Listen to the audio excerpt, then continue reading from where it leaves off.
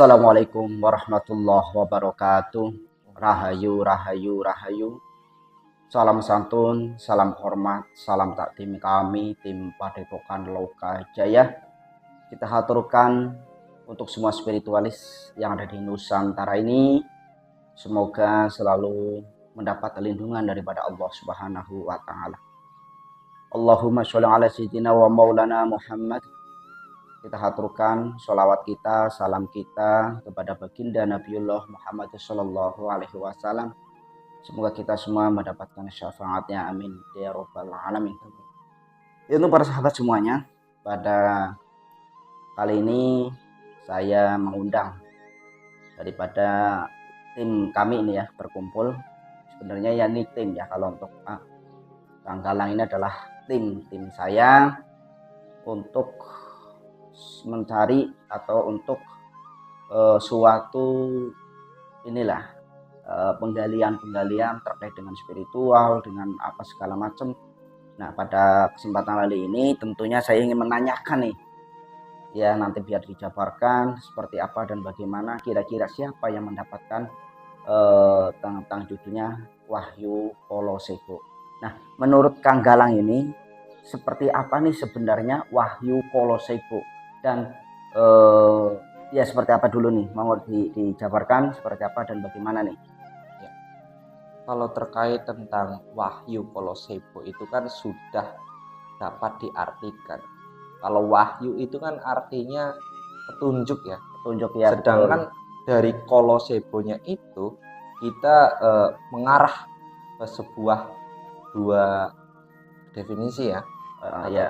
Kata, yaitu kolo itu bisa dikatakan adalah waktu ya. Kolo itu waktu, bisa diartikan itu kolo atau kala, itu waktu. Sedangkan sebonya itu adalah mungkin lebih ke menghadap ya, mungkin lebih ke menghadap atau suatu ketika meminta petunjuk atau pesan. Jadi wahyu Kolosebo adalah petunjuk ketika waktu menghadap Tuhan ya, untuk meminta petunjuk. Iya, berarti untuk meminta suatu petunjuk daripada Allah Subhanahu wa taala. Jadi dalam hal ini tadi bahwasanya wahyu Kolosebo adalah suatu petunjuk waktu menghadap Tuhan. Jadi gini ya, Allah Subhanahu wa taala ini atau Tuhan Yang Maha Esa itu memberikan wahyu Kolosebo kepada Sang Kinasih tentunya. Ya kan? Sang Kinasih yang semata-mata itu tidak bisa dicerna secara nalar, karena apa, wahyu itu kan sifatnya petunjuk yang dari gaib, tetapi itu bukan berarti tidak bisa dibuktikan. Pasti bisa menurut saya ya, karena mungkin pengetahuan saya, tapi kayak kita contoh sebagaimana Rasulullah mendapatkan wahyu juga ada nih buktinya kalau di Gua Hiro ya ada tulisan Iqra ya, kalau di mana itu ada di pelepah rumah, ada di batu atau di mana lah, penting ada itu secara, walaupun dari malaikat itu bukan suatu bisikan dari malaikat, tetapi malaikat itu membawa tiba-tiba ada di sini. Itu seperti itu kemungkinan ya untuk wahyu Kolosebo ini adalah yang diceritakan oleh Sunan Kalijaga. Nah, kira-kira menurut Kang Galang ini sebagai pandangan indigonya atau secara kebatinannya lah bahasanya itu, adakah yang sudah mendapatkan wahyu Kolosebo ini secara spiritual, ataukah pada umumnya lah, kita nggak harus menunjuk Satrio Piningit saja nih, apakah spiritual ini sudah banyak yang mendapatkan wahyu Kolosebo ini? Kang Galang mau diterawang secara kehoiban, nanti saya jabarkan secara ilmiahnya, monggo. Memang kalau dalam penglihatan saya itu memang sudah banyak sekali kalangan para spiritualis itu sudah mendapatkan wahyu Kolosebo. Itu sudah memiliki petunjuk langsung dari Allah Subhanahu wa taala. Tentunya ada perantaran kali ya? Ada perantaran. Karena Allah sendiri itu tidak menurunkan secara langsung, tapi semata-mata pasti ada perantarannya. Ya, betul. Dan kita bisa melihat dari para zaman Nabi saja. Iya. Zaman Nabi pun Ada pasti perantaranya. melalui perantara. Betul. Contoh saja Nabi Muhammad SAW itu adalah perantaranya lewat Malaikat Jibril. Malaikat Jibril. Nah, ciri-ciri orang yang sudah mendapatkan wahyu kolosebo secara spiritual itu bagaimana nih? Apakah semakin arogansi, ataukah semakin petantang petenteng, ataukah justru setelah mendapat wahyu kolosebo itu ya, atau menunggal ya, yang kemarin saya ceritakan itu menunggal secara definisinya adalah kita menyatu, batin kita tuh menyatu pada Allah. Bukan berarti Allah itu ada di dalam tubuh kita, zatnya itu bukan seperti itu. Nah, menurut Kang Galang seperti apa nih kalau orang, ciri-ciri orang yang sudah mendapatkan wahyu kolosebo?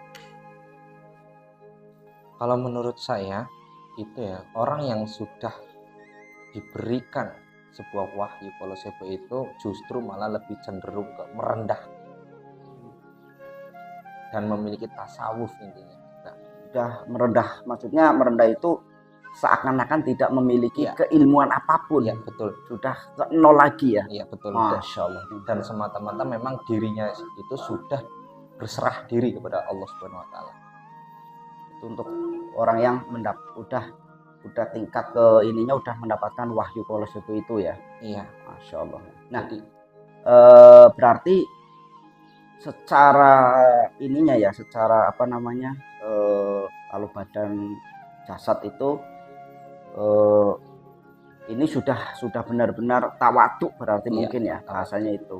Jadi tidak ketantang petenteng atau tidak sering apa namanya menyebar hoax yang tidak baik ya, seperti itu kemungkinan. Jadi lebih ke ilmu padi berarti ya. Iya.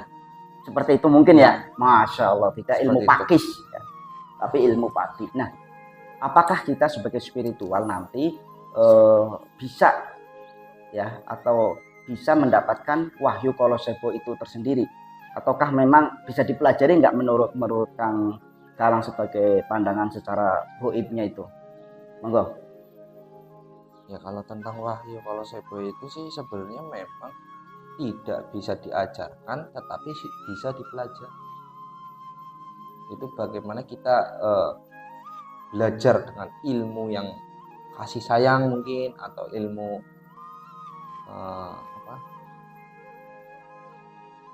ya mungkin dari kasih sayang aja dulu yang saya tahu. Ya, Jadi kita menyayangi sebuah makhluk hidup yang ada di muka bumi ini lah ya, bumi ini, itu juga termasuk itu. dengan ini ya, menerapkan kasih sayang Iya. kepada sesama ciptaannya Allah Subhanahu Iya. wa Ta'ala. Nah, itulah wahyu kolosebo.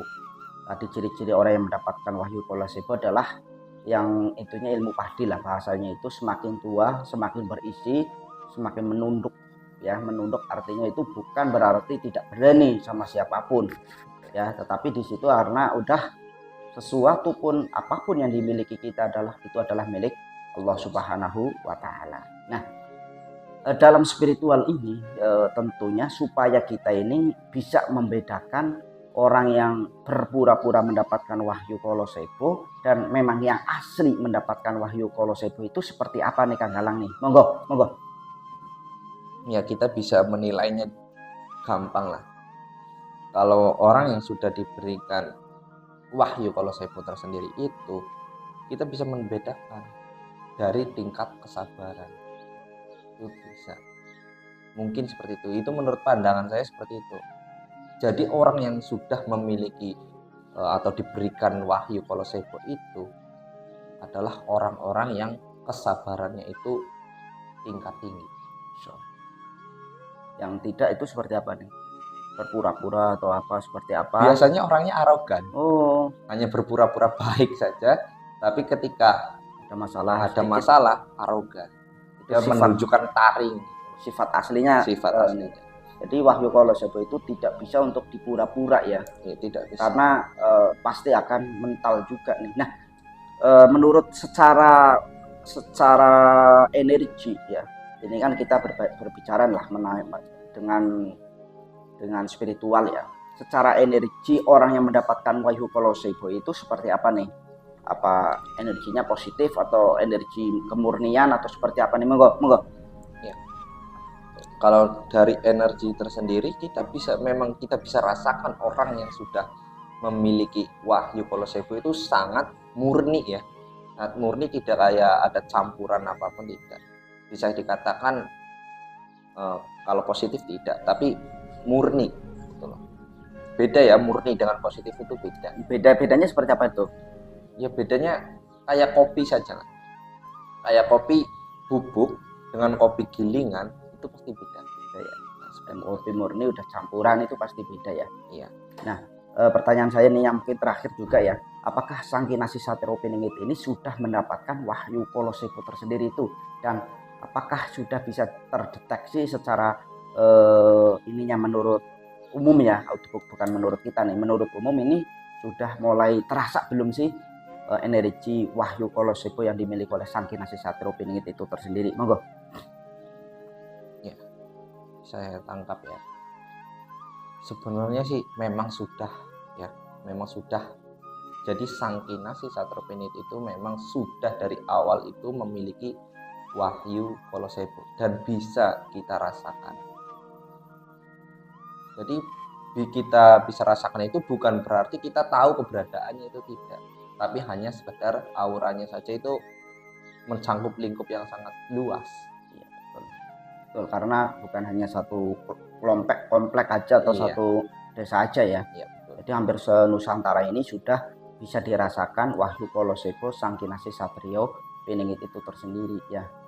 Seperti itu. Itulah ya alasannya pada kesimpulan pembahasan ini tentang wahyu kolosebo ini bukan hanya Sateropiningit saja yang tentunya mampu memilikinya. Iya. Karena ini sifatnya adalah tingkat spiritual, di antara itu adalah isi tapi kosong, kosong tapi isi. Yang artinya itu adalah keilmuan, bagikan ilmu padi yang semakin tua semakin menunduk. Bukan berarti berani kepada siapapun, tetapi tidak karena merasa hal semuanya itu, keilmuan apapun adalah semata-mata itu hanyalah milik Allah Subhanahu wa Ta'ala ya.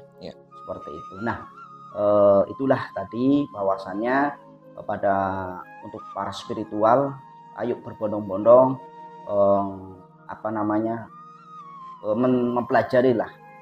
mempelajari bagaimana kita supaya dapat wahyu kolosebo itu. Wahyu adalah petunjuk, kolo adalah waktu, sebo adalah untuk Tuhan apa tadi ya, menghadap kepada Allah Subhanahu wa Ta'ala. Jadi kita mempunyai khusus waktu, ruang yang sebaik mungkin supaya kita di dalam kolbu kita itu benar-benar terisi pada Allah Subhanahu wa Ta'ala. Nah, apalagi untuk Sang Kinasih Sateropiningit ini ya tentunya tidak bisa akan tertipu, karena pewaris tunggal daripada keilmuan-keilmuan para leluhur Jawa ini khususnya, atau Nusantara lah bahasanya. Itulah mohon untuk diluruskan bila mana jauh daripada kebenaran, karena kebenaran itu hanyalah milik Allah Subhanahu wa Ta'ala. Terima kasih, salam santun, salam hormat dari tim Padepokan Lokajaya. Assalamualaikum warahmatullahi wabarakatuh. Rahayu, rahayu, rahayu.